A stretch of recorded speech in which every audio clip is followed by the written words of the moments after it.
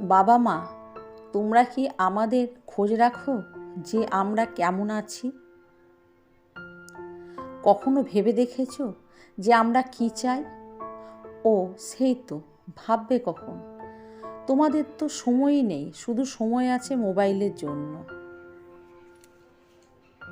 জানো মা, আমার খুব ইচ্ছে করে তোমার সঙ্গে অনেক গল্প করতে, কিন্তু তুমি শুনতে চাও না।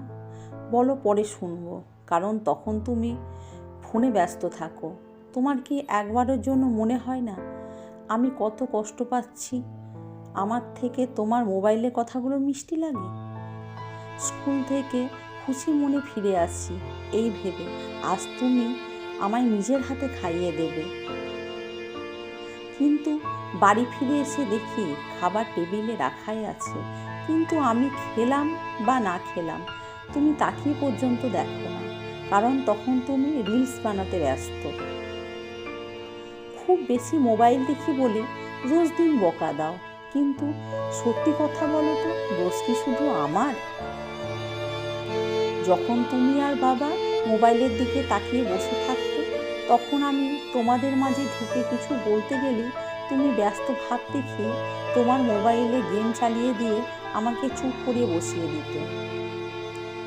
আমি যে মোবাইল চাই না, শুধুমাত্র তোমাদের সঙ্গে মিশে থাকতে চাই, সেটা তোমরা বোঝার চেষ্টা পর্যন্ত করোনি। আগে বাবা ছুটির দিন বিকেল হলেই ঘুরতে নিয়ে যেত, আর এখন বিকেল হলেই বাবা চা নিয়ে মোবাইলে ব্যস্ত হয়ে পড়ে। জানো বাবা, তোমার এই অবহেলায় আমার খুব কষ্ট হয়। তোমরা কী করে পারছো ওই মোবাইলের জন্য আমাকে তিলে তিলে দূরে সরিয়ে দিতে? তোমরা কি পারো না ওই মোবাইলকে কিছুক্ষণের জন্য ভুলে গিয়ে আমাকে কিছুটা টাইম দিতে? মনে কষ্ট হলেও ভয়ে কিছু বলি না, কারণ আমাকে কে ঘুরতে নিয়ে যাবে এই নিয়ে তোমরা নিজেদের মধ্যে আজকাল লড়াই করো, কারণ কেউ তোমরা মোবাইলের জগৎ থেকে বেরোতে চাও না। তাই তোমরা আমার হাতে আবার মোবাইল ধরিয়ে দাও, যাতে তোমাদের যেতে না হয় কাউকে। মাঝে মাঝে ঠাম্মার কথা খুব মনে পড়ে। ঠাম্মা যখন ছিল রোজ দিন ঘুরতে নিয়ে যেত, এখন তো ঠাম্মা নেই, তাই কথা বলতেই ভুলে গেছি আমি। যখন আমাদের বড় ফোন ছিল না, তখন কত খুশিতে ছিলাম আমরা একসঙ্গে বসে গল্প করতাম। ছুটির দিনে একসাথে বসে খাওয়া দাওয়া, গল্প করা, টিভি দেখা, বিকেলে ঘুরতে যাওয়া, কোথায় যেন হারিয়ে গেল মোবাইলের জন্য ওই দিনগুলি।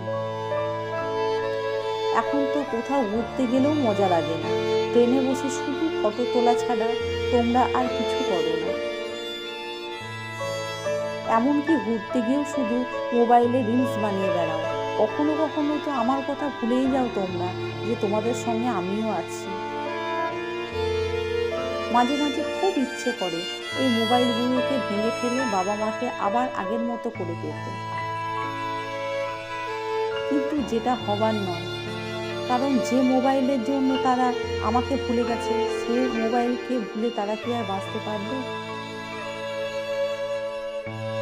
শুধু ভগবানের কাছে এটুকু বলবো, তুলে নাও এমন জিনিস যা মানুষের কথা কেড়ে নিয়েছে মানুষের সুখ। হাসতে ভুলে গেছে মানুষ, ভুলে গেছে আপন মানুষজনকে। তা না হলে এসব দেখে আমি মানুষ হব না অমানুষ হব? ভবিষ্যৎ আমার কোথায় নিয়ে যাবে, ভালোর দিকে না খারাপের দিকে? সেটা ভালো করে তুমিই জানো ভগবান। তবে আমার দিকে যেন আঙুল না ওঠে। এই ভিডিওটির শেষে একজন মা হিসেবে আমি এটুকুই বলতে চাই, এখনকার বাচ্চারা কিন্তু ছোটোখাটো ব্যাপারে খুব হতাশায় ভোগে। প্লিজ তাদেরকে কেয়ার করুন। বাচ্চাদের সময় দিন, পারলে সপ্তাহে একদিন অন্তত জরুরি কাজ ছাড়া মোবাইল থেকে দূরে থাকুন। সেদিন পুরো পরিবার একসাথে সুন্দরভাবে টাইম স্পেন্ড করুন, দেখবেন বাচ্চারা খুব খুশি হবে। কারণ এই বাচ্চাদের নিয়েই তো আমাদের স্বপ্ন। তাহলে এরা যদি সঠিকভাবে মানুষ না হয়, তাহলে পরবর্তীকালে এরা কোথায় গিয়ে দাঁড়াবে? একটু ভেবে দেখেছেন? তাই শুরু থেকে এদের প্রতি ভালোভাবে ধ্যান দিন। আর এটুকু জানবেন, সন্তান হলো গড গিফট, এদের অবহেলা করা মানে স্বয়ং নারায়ণ দেবতাকে অবহেলা করা।